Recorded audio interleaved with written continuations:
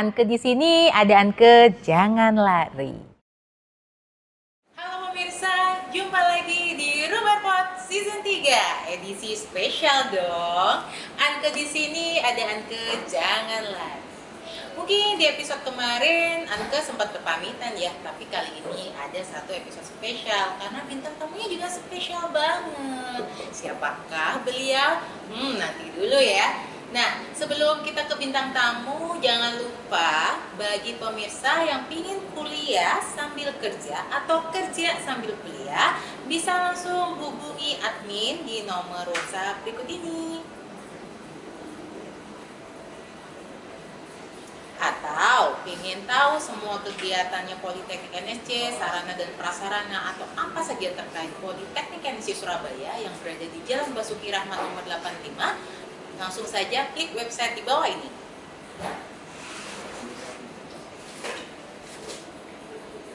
Nah, sudah pemirsa? Nah, kali ini tema kali ini nih agak sedikit hangat, tapi sudah biasa terjadi di kalangan masyarakat. Apa ya?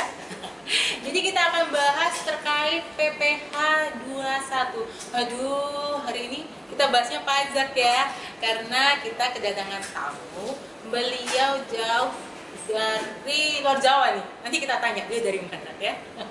Jadi beliau ini adalah financial planner dan salah satu dosen akuntansi di Universitas Fajar Makassar. Kita sambut Bapak Wawan Darmawan, SE MSI AKCE ECPA. Tepuk tangan dong. Senyumnya mana nih Pak? Gimana kabarnya Pak Wawan? Alhamdulillah baik. Ya, gimana hawanya di Sulawesi dan di Surabaya lebih panas mana nih? Panas Makassar. Oh, panas Makassar. Sini sejuk.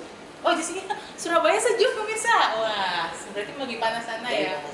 Nah, ini boleh ini nih, kita kepo-kepo sebentar ya tentang Pak Wawan. Panggilnya siapa? Pak Wawan dan Wawan. Pak Cakep boleh? Oh, Pak Wawan Cakep. aja. Oke, Pak Cakep, Pak Wawan cakep ini berarti. Oke, Pak Wawan, kalau boleh tahu nih, kenapa dulu memilih dunia akuntansi ya? Dan sudah berapa lama sih menjadi dosen juga nih ya di Universitas Fajar Makassar? Ini silakan Bapak. Sebenarnya saya akuntansi itu kecelakaan, tapi kecelakaan yang baik. Oke. Ternyata jalan hidup saya adalah di akuntansi. Wow. Waktu SMA akuntansi itu selalu saya sepelein. Prinsip saya pokoknya nambah itu debit, kurang itu kredit, itu aja. Pokoknya saya sepelein, nanti begitu kuliah di akuntansi baru tahu. Ternyata ada juga yang berkurang malah di debit, ada yang malah bertambah malah di kredit. Oh iya. Jadi ya kecelakaan lah. Mau masuk kedokteran nggak lulus. Aduh, kecelakaan aja gelarnya panjang loh pemirsa. Untung tadi saya udah bisa sebutin ya. Kemudian menjadi dosen sejak per tahun kapan? Atau udah berapa lama nih Pak? Awal mulanya saya di kampus saya Universitas Fajar ada istilahnya tutorial. Tutorial. Jadi saya karena alumni diploma, saya belum bisa menjadi dosen, saya dijadiin tenaga tutor. Oke. Tutor itu semacam mentor lah kalau di tempat-tempat khusus. Nah, jadi kalau ada kasus-kasus yang dipegang oleh dosen, biasanya mahasiswa bahasnya sama tutornya. Akhirnya kan saya sambil tutor, kemudian lanjut kuliah S1. Waktu itu syaratnya untuk jadi dosen cukup S1 bisa 2008 salah saya jadi dosen. Oh iya, betul. Di tahun segitu memang dosen kalau mengajar di 3, S1 saja cukup ya? Cukup. Oh. Jadi per 2008 sampai sampai sekarang. 2005 ke 2008 tutor, 2008 sampai sekarang dosen. Wow, sampai sekarang. Jadi awalnya cuma SE, akhirnya jadi banyak sekali sampai awal dari kecelakaan itu. Awal dari kecelakaan itu tadi. Akhirnya saya lanjut S2 akuntansi, ambil profesi akuntansi. Sekarang menempuh pendidikan S3 akuntansi. Wow. Tidak berpaling dari akuntansi. Wah, calon dokter nih ya. Nggak jadi dokter, tapi jadinya Amin. dokter. Dokter. Saya doakan cepat lulus ya. Amin. Terima kasih. Karena kan gosipnya katanya kalau S3 ini susah keluarnya ya Pak ya. Iya. Istirahat. Oke Pak. Nah kali ini karena beliau adalah dosen akuntansi nih pemirsa sejak tahun 2008. Nah kita tanya-tanya nih sebenarnya apa sih Pak PPh 21 itu kan sebenarnya sudah apa ya sering didengar. Tapi sebenarnya apa sih bahasa enaknya nih apa sih biar pemirsa ini paham? Ya. Saya cerita dulu nih. Oh boleh. Di akuntansi kan banyak bidang. Oke. Keluarga di sistem informasi akuntansi, ada kosakon P, ada audit. Nah, saya ini fokusnya di tax accounting, jadi di akuntansi perpajakan.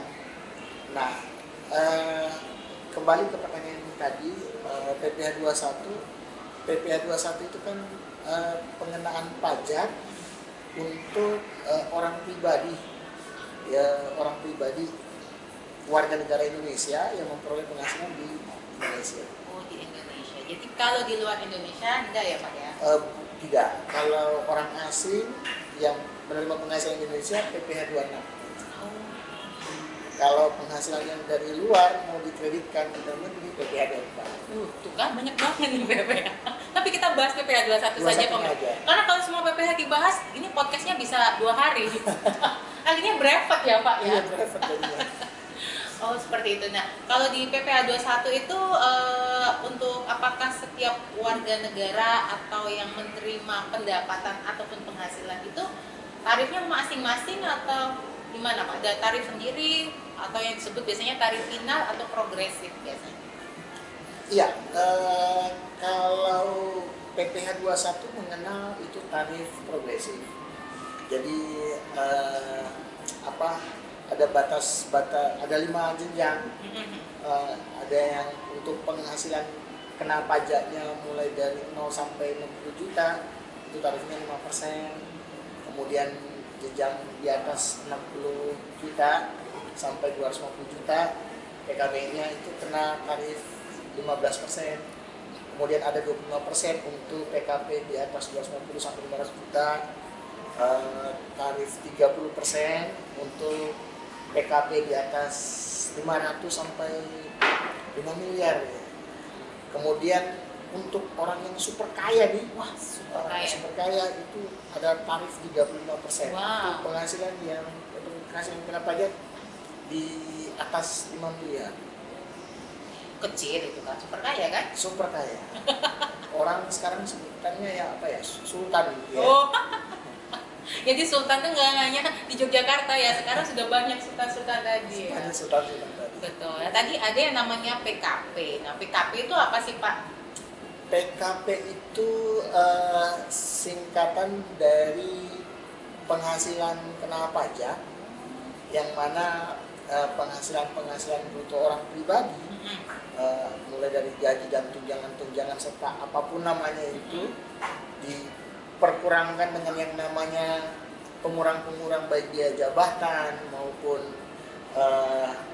iuran pensiun yang dibayar sendiri, dan ada lagi yang namanya PTKP. Wow, penghasilan tidak kena pajak. Oh, berarti negaranya masih baik berarti ya? Baik sekali untuk warga negara sendiri. Makanya biasanya saya ngomong ke mahasiswa, kalau ada isu-isu bahwa nih ada orang Cina nih masuk, orang asing nih masuk di Indonesia, nggak apa-apa, mereka nggak ada potongan-potongannya. Penghasilan bruto langsung kena tarif PPh 26 dia. Kalau PPh 21 orang tua orang Indonesia, pemerintahnya itu baik sekali. Ada 3 pengurang, biaya jabatan, iuran pensiun negara sendiri, dan PTKP-nya yang bergantung terhadap status dan jumlah tanggungan. Oh serius? Iya, untuk PPh untuk orang asing nggak dapat ini semua. Tarifnya pun progresif, berjenjang tadi mulai dari 5 sampai 35. Kalau PPh 26 enggak, satu tarif 20%. Contoh aja penghasilan kita 10 juta, kalau kita orang asing 2 juta ini buat bayar pajak. Cuman kita terima 8 juta doang. Tapi kalau PPh 21 10 juta belum tentu kena pajak 2 juta, sebesar 2 juta rupiah tadi. Karena kan dilihat dulu ya PTKP-nya. Ya, berarti PTKP-nya berdasarkan kalau saya single nih Pak Wawan, Ya. berarti pengurangannya lebih kecil. Pengurangnya lebih kecil.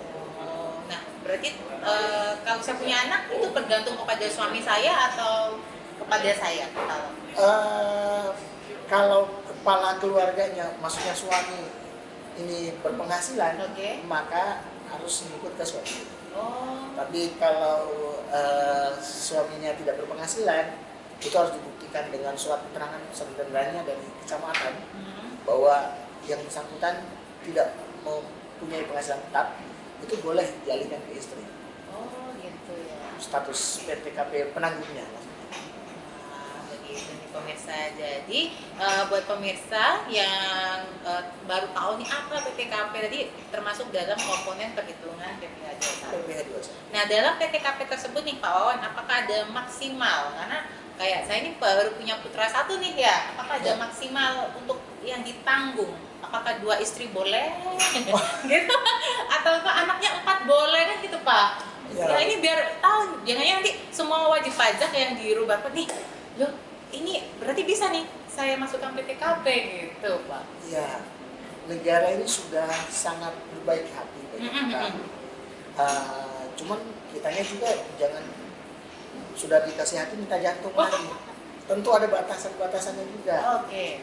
Kalau BKKBN aja memberi batasan 2 anak cukup. Betul, betul. Nah, pajak ini memberi batasan sampai 3 tanggungan.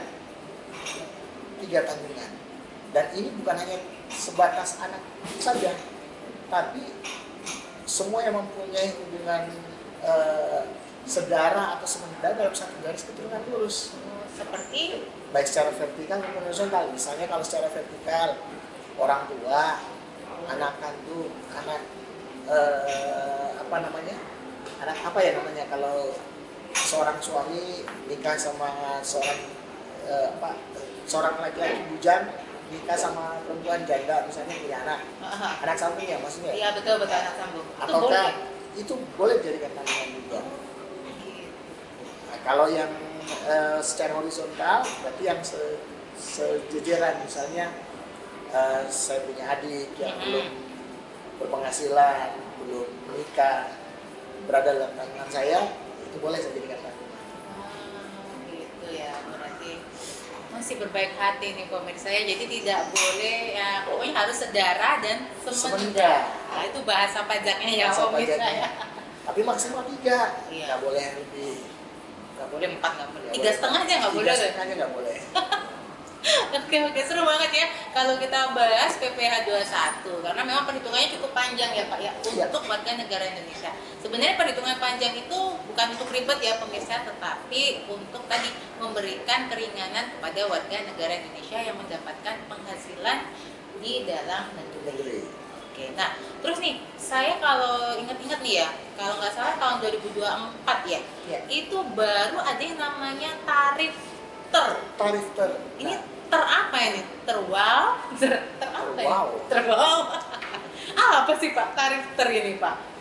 tarif ter itu singkatan dari tarif efektif apa ya? Saya lupa ya. Tarif efektif Rata-rata? rata-rata. Tarif efektif rata-rata. Ini tarif ter dibagi 3. Ada tarif ter A, ter B, ter C. Itu berdasarkan itu tadi yang status perkawinan dan jumlah tanggungan. Oh, gitu. Misalnya tarif ter A itu untuk yang statusnya tidak kawin, 0 tanggungan sama 1 tanggungan, kawin 0 tanggungan juga masuk tarif ter A. Tarif ter B-nya itu yang tidak kawin 3 tanggungan, kawin 1 tanggungan sampai 2, yang 3 tanggungan kawin itu masuk di tarif ter C. Terse, jadi adanya bukan tersanjung ya pemirsa, Ya. tapi ter A, ter B, ter C. Oh berarti bisa ya tadi ya, tidak kawin tanggungannya 3 bisa ya karena tadi urutannya secara sebentar tadi. Dan tarif ter A, ter B, ter C itu ada tarifnya masing-masing untuk penghasilan sekian sampai sekian. Itu saya nggak hafal juga sih karena cukup banyak. Kalau kita ingat waktu kita belajar di SMA ada tabel periodik yang fisika itu, Oh iya betul. itu mirip-mirip kayak gitu. Jadi harus dicari secara vertikal maupun horizontal. Oh dapatnya di sini, tarifnya sekian. Kalau penghasilan segini dengan masuk tarif, misalnya saya masuk tarif tak A misalnya, saya kawin 2 tanggungan. Oh, berarti saya masuk tarif ter B. Nah, tarif ter B itu saya penghasilan saya berapa? Nanti kelihatan tarif yang tadinya berapa. Ya, sebenarnya lebih mudah, lebih gampang langsung menentukan berapa angsuran pajaknya dengan kehadiran tarif efektif rata-rata ini. Oh, dibandingkan sebelumnya. Oh, gitu ya Pak ya. Kalau sebelumnya kan merata-ratakan saja setelah mendapatkan PPh 21 tahun, tinggal dibagi 12 aja udah sama, ke bulan sama seperti itu. Nggak mesti bahwa nanti ada bonus, ada THR, itu angsurannya sama. Tapi dengan adanya tarif ter ini bisa jadi ada bulan-bulan tertentu di mana penghasilan kita berbeda lebih besar dibanding bulan-bulan yang lain, itu tarifnya besaran pajak yang kita bayar itu bisa berbeda karena tarifnya itu yang berjenjang berdasarkan tarif ter itu.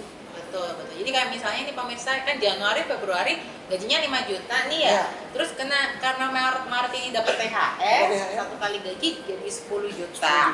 Akhirnya tarifnya beda, lebih tinggi. Lebih tinggi gitu. Terus April balik lagi kan?